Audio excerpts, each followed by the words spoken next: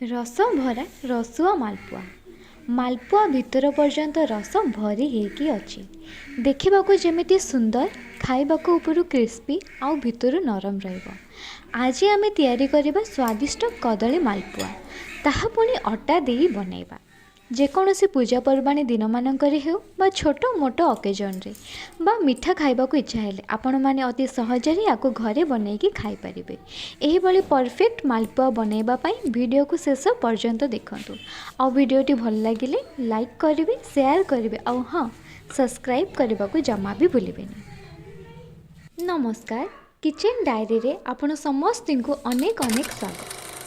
कदली मालपुआ बनैबा पाई एठी मु 4टी पाचिला कदली नहीं आपण चाहिए 2टी बड़ कदली नहीं पारिबे ता छड़ा आपण माने अटा केते नैथिबे सही हिसाब रे कदली कम बेसी करि पारिबे।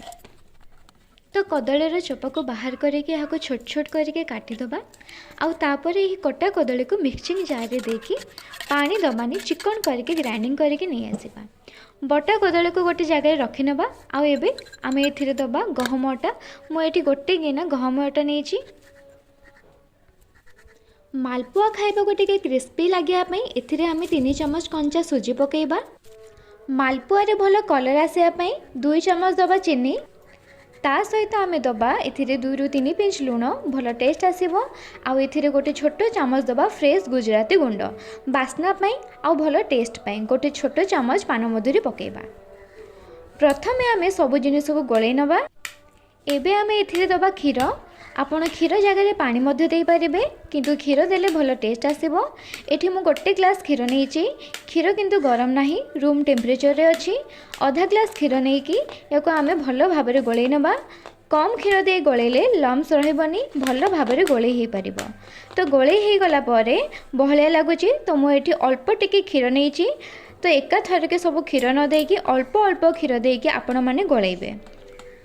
तो देखंतु मु गळै नहींची गळै हेबा परे एबे कोन करबा याको कवर करके 10 मिनिट रेस्ट दबा जेतु सुजी पकईचे से टिके फुलिबो। से भितर आम चीनी सिरा बनई दबा। तो ये देखंतु मु गोटे गिना चीनी नहीं आ गोटे गिना चीनी पे गोटे गिना नहीं पानी जेतिकी चीनी नेबे सेतिकी पानी नेबे मालपुआ रे भल कलर और फ्लेवर पाई आमे एठी किछि गुजराती छेचा पकेबा। गैस रो फ्लेम को मीडियम टू हाई रखिकी प्रथमे आमे चीनी को मेल्ट कराइबा। तो देखंतु चीनी आमर मेल्ट हो गलानी आउ आमे 3 ରୁ 4 मिनिट मीडियम फ्लेम रे याको कुक करबा। तो ये देखंतु आमर सीरा परफेक्टली कुक हो जाइए। एबे आमे गैस रो फ्लेम को ऑफ कर दबा। एपटे आमर 10 मिनिट हो गलानी आमे जो बैटर बनई थिले सेबे रेडी हो जाइए। सुजी जो पकई थिले सुजी एटी फुली गलानी नरम हो गलानी। बैटर पानिया हो गले टिके अटा मिसेकी एडजस्ट करेंगे बहलिया हो गले क्षीर बा पानी मिसेकी एडजस्ट करेंगे।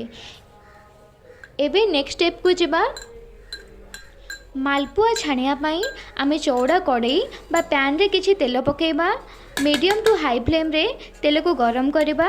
तेल गरम हेछि कि नाही जानिया पाई बैटर रो टिके तेल रे पकेबा।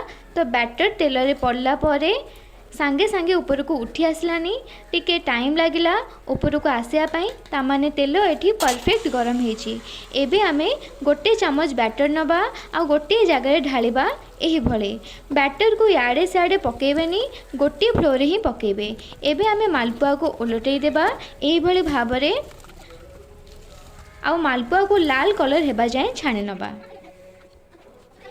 आउ यही गरम गरम मालपुआ को आमे उषुम थिबा चीनी सिरा रे पकई दबा। ध्यान रखंतु मालपुआ को पकेला बेले चीनी सिरा उषुम थिबा निहाती दरकार ठंडा हो जाइथिले टिके उषुम करि नेबे। मालपुआ को उषुम चीनी सिरा रे देकी 3 ରୁ 4 मिनिट पर्यंत याको छाड़िबा। तो एपटे देखंतु मालपुआ गुडा को चीनी सिरा रे पड़िबार हे गलानी 3 ରୁ 4 मिनिट। एबे आमे मालपुआ को गोटे प्लेट रे बाहर कर नबा। तो देखि पारुथिबे मालपुआर कलर केते बढ़िया आसीची ता सहित केते सुंदर भी देखा जाउची। मालपुआ भितर पर्यंत सिरा को सोक करची। एही बोली आपण माने घरे मालपुआ बनांतु केमिति हिला आपणको अनुभूति मो सहित शेयर करंतु। तो आज पाई रहिली पुणी आसीबी नुआ रेसिपी नेकी से पर्यंत रहिली नमस्कार।